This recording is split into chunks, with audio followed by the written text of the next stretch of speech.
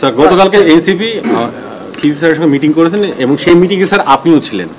পরবর্তী যেটা বলেছে শাপলা প্রতীক তাদের চাই বা সাদা শাপলা লাল শাপলা, যে সংশোধন হলো বিধিমালায় সেখানে স্যার শাপলা প্রতীক সাদা শাপলা লাল শাপলা আছে কিনা, এবং সেক্ষেত্রে যদি তারা নিবন্ধন পায় সেক্ষেত্রে এটাকে কিভাবে সুরাহা করবেন?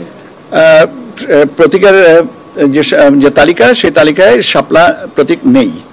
এখন ব্যাপার হচ্ছে যে এটার ওনাদেরকে বিকল্প একটা প্রস্তাব আমাদের কাছে পাঠাতে হবে, সেটার জন্য অপেক্ষা করতে হবে বা সেটার জন্য আমরা জানাবো, এবং ওনারা এটাকে জানেন যে এটা নাই।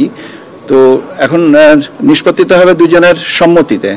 তো আমরা আশা করছি যে একটা সম্মতি তো ওনাদেরই বলতে হবে। মানে এনসিপি শাপলা প্রতীক পাচ্ছে না? এনসিপি শাপলা প্রতীক পাচ্ছে না কারণ হচ্ছে যে আমাদের 115টার যে শিডিউলটা করা হয়েছে সেখানে শাপলা প্রতীক নেই। নিয়মটা হচ্ছে যে সংরক্ষিত প্রতীক যেটা আছে সে প্রতীকের ভিতর থেকে একটা নিতে হবে।